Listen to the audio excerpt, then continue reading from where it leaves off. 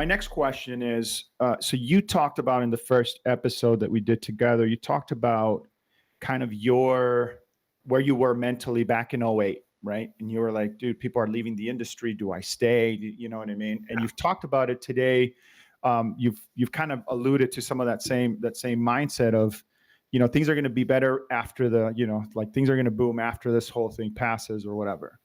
What would you say to salespeople that are listening in, that are tuning in, that are maybe considering leaving the industry, or maybe they're in a situation where they had that boom in COVID and now things are getting back to reality and they're getting punched in the gut? What would be your message to those folks? I agree with that, man. I went through it in '08, '09. A lot of my colleagues, a lot of my friends bailed on the industry. They were just like, this industry is dead. They don't need dealerships. People are not buying cars.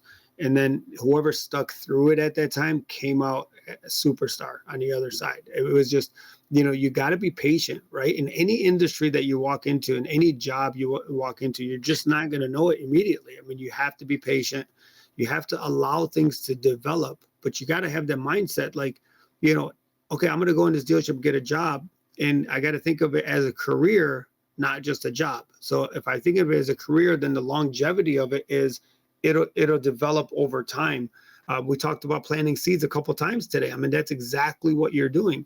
I encourage people to find the right home initially, and then say, okay, this is where I can build my business. This is where I can build, my relationship with my community. This is where I want to be, and then work on that. But you can't just bail, and the grass is not greener on the other side every single time. Just because your manager left, you want to follow him, and another person, you hate your manager, so you want to quit.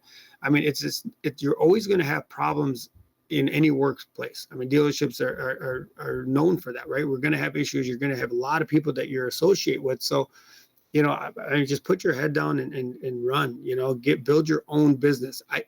It really doesn't matter to me what the dealership does at this point. It does not matter who they hire, who's the manager, what happens.